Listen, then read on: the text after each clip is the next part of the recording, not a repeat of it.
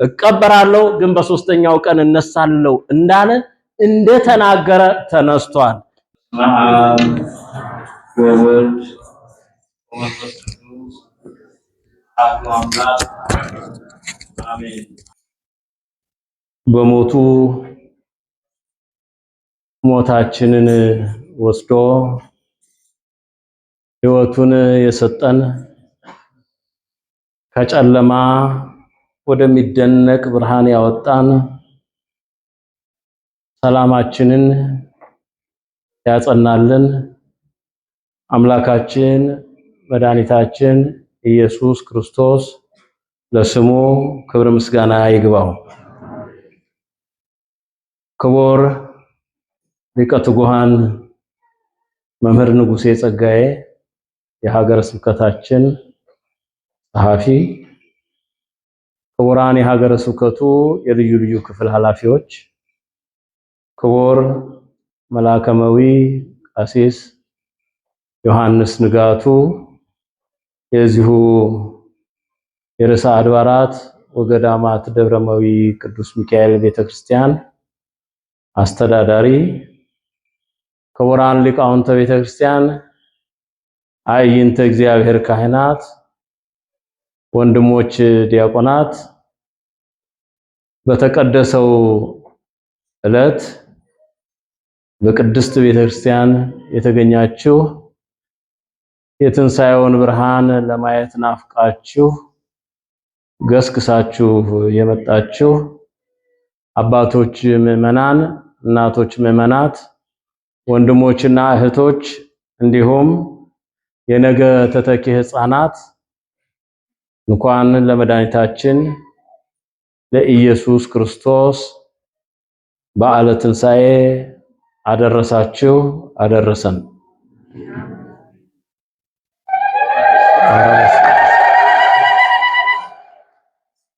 እንደምን አመሻችሁ። አምላካችን እግዚአብሔር ስሙ የተመሰገነ ይሁን። ቃሉንም አሰቡ። የሉቃስ ወንጌል ምዕራፍ 24 ቁጥር 8 ቀደም ሲል በካህኑ የተነበበው የሉቃስ ወንጌል ክፍል ላይ ካለው ሐሳብ ወስደን እንነጋገራለን። ጌታችን መድኃኒታችን ኢየሱስ ክርስቶስ ከትንሣኤው በፊት በምሳሌ ስለሞቱና ስለ ትንሣኤው መስሏል። እንደዚሁም በትንቢት ነቢያት እንደሚወርድ እንደሚወለድ እንደመናገራቸው መጠን ስለሞቱና ስለ ትንሣኤውም ተናግረዋል። እንግዲህ ይሄ ነው ሲጠበቅ የነበረው።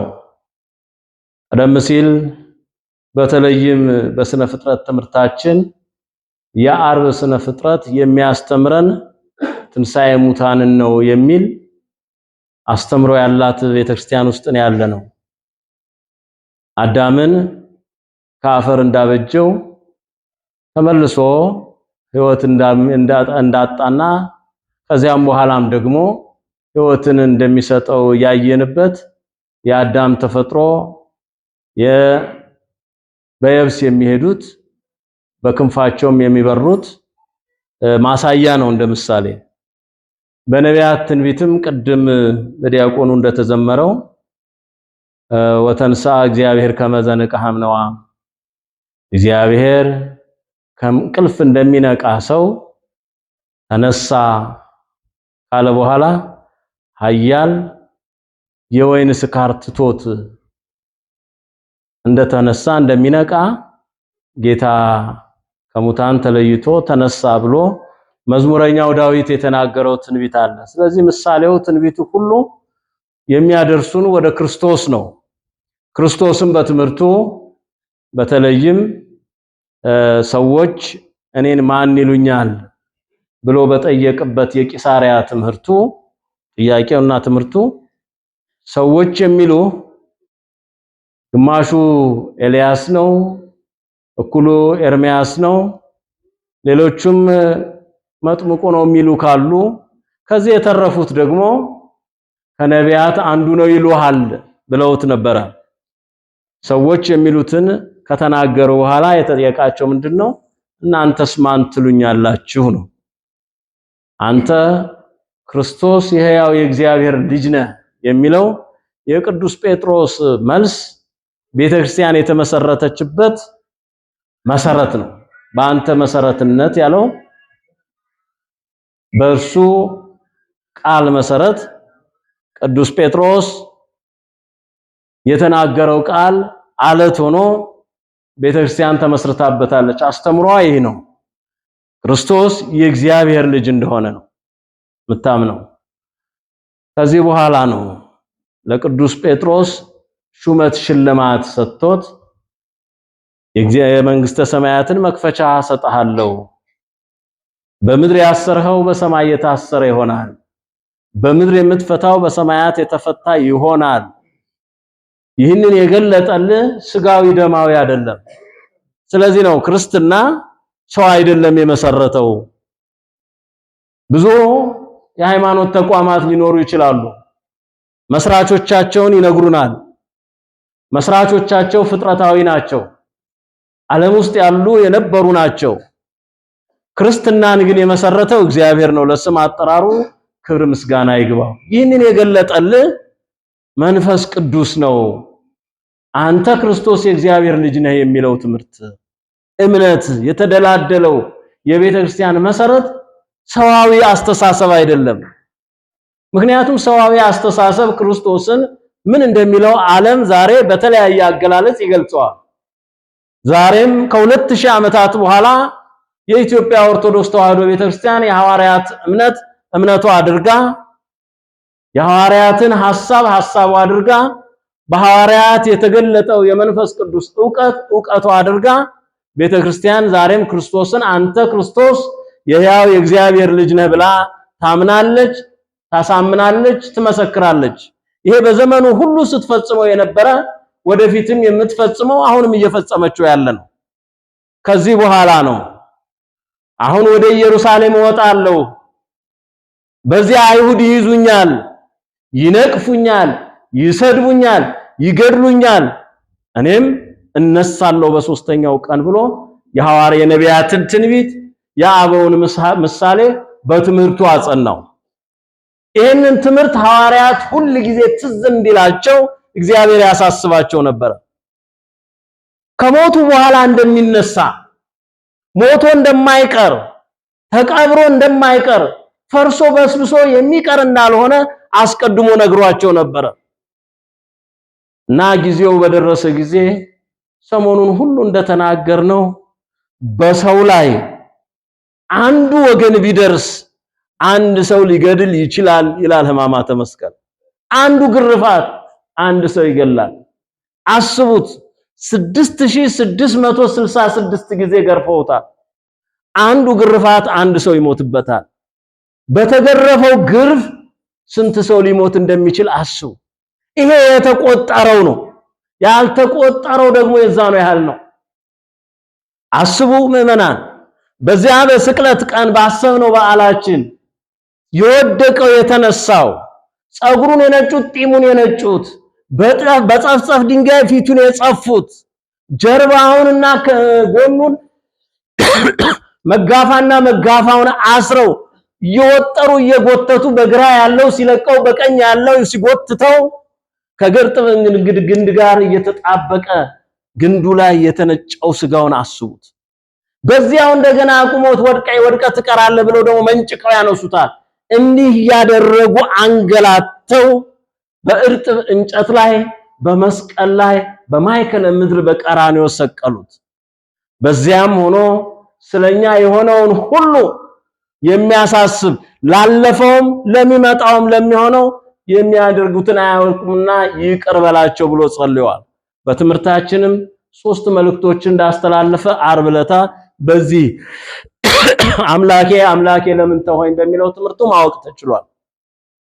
ታዲያ ክርስቲያኖች ውድ ነፍሱን ከቅዱስ ሥጋው በፈቃዱ ቀደም ብሎ እንደተናገረው ራሴ ነፍሴን በፈቃዴ ከሰውነቴ ልለያት እችላለሁ፣ በፈቃዴ ነው ምለያት ብሎ ለደቀ መዛሙርቱ እንደነገረው ተፈጸመ ብሎ ጌታ ቅድስት ነፍሱን ከቅዱስ ሥጋው ለየ።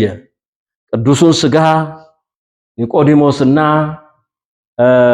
ዮሴፍ በክብር የሚገባውን ለአምላክነቱ የሚገባውን ክብር ሰጥተው በአዲስ መቃብር አኖሩት። ትልቅ ድንጋዩን ከደኑበት። ሰው ሊያንከባልለው ብቻውን ሰው ሊያንከባልለው የማይችለው አስታውሱ። ያዕቆብ ያንከባለላት ድንጋይ አስቧት። ሙሴ ያንከባለለውን ከውሃው ላይ ድንጋይ እነዚህ ሁሉ የሕይወት ምንጭ የሆነውን ክርስቶስን የሚከድነውን መቃብሩ ላይ የታተመውን ድንጋይ በአምሳልነት ያሳዩ የነበሩ ናቸው። ዛሬ ድንጋዩ እንደታተመ 3 ቀን 3 ሌሊት በከርሰ መቃብር አድሮ ጌታችን መድኃኒታችን ኢየሱስ ክርስቶስ መግነዝ ፍቱልኝ፣ መቃብር ክፈቱልኝ ሳይል ከመቃብር ውስጥ ወጥቶ በሙታንና በሕያዋን ላይ ሰልጥኖ እንዲኖር ከሙታን ተለይቶ ተነስቷል። ለስም አጠራሩ ክብር ምስጋና ይግባው። ዛሬ የምናከብረው በዓላችን ሞት ያልያዘውን ክርስቶስን ነው። ጥፋት ያላገኘውን ክርስቶስን ነው። ዲያብሎስ ያልበረታበትን ይልቁንም የዲያብሎስን ኃይልና የሞትን ስልጣን የሻረውን ክርስቶስን ከመቃብሩ ውስጥ ያለምንም ደጋፊ ያለምንም ተባባሪ መቃብሩ እንደተዘጋ ክርስቶስ ከሙታን ተለይቶ ተነስቷል ብለን እናምናለን፣ እናሳምናለን። ለስም አጠራሩ ክብር ምስጋና ይግባው። የተወደዳችሁ ክርስቲያኖች ቀደም ሲል ከእናቱ ከቅድስት ድንግል ማርያም ማኅተመ ድንግልናዋን ሳይለወጥ እንደተወለደው በዘላለማዊ ድንግልና እንደኖረችው ያችን መቃብር ማኅተሟ ሳይከፈት ሳይፈታ ክርስቶስ በኃይልና በስልጣን ተነስቷል። ክብር ምስጋና ለሶስተኛ ጊዜ ይግባው። ከተነሳ በኋላ ብዙዎቹ ያስቡት የነበረውን ሐሳብ ልዩ ልዩ ሐሳብ እንደነበረ ቅዱስ መጽሐፍ ይነግረናል።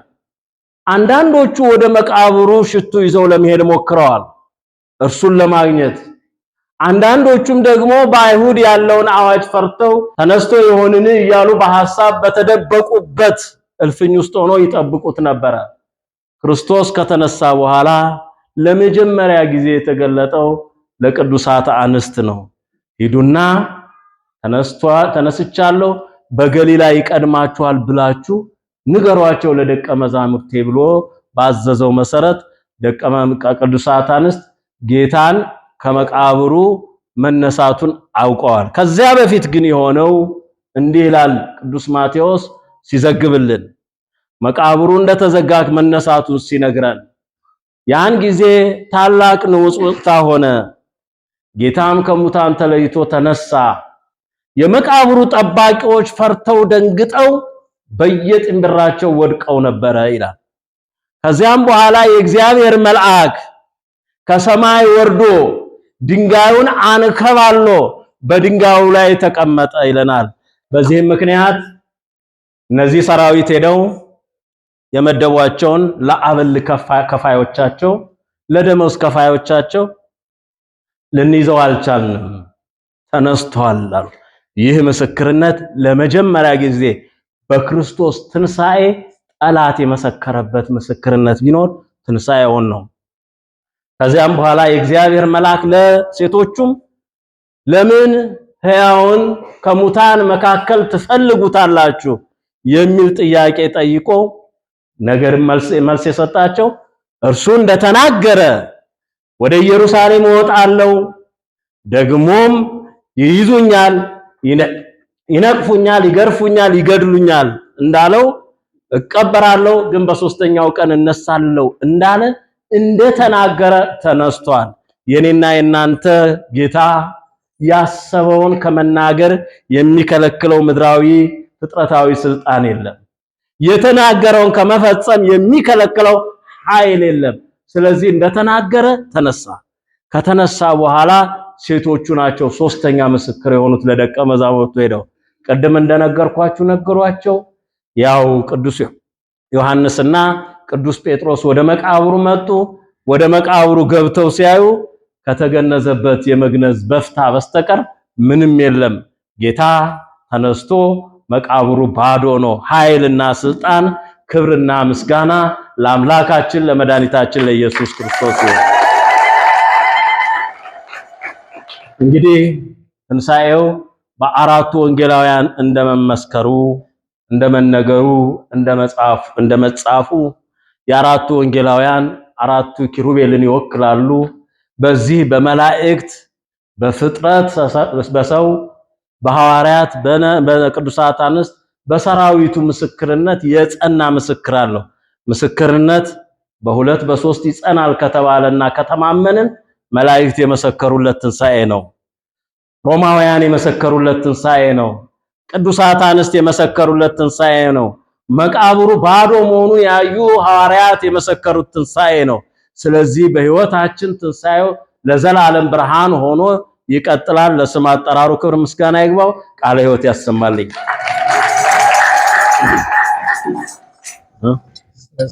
ምን ቀረ?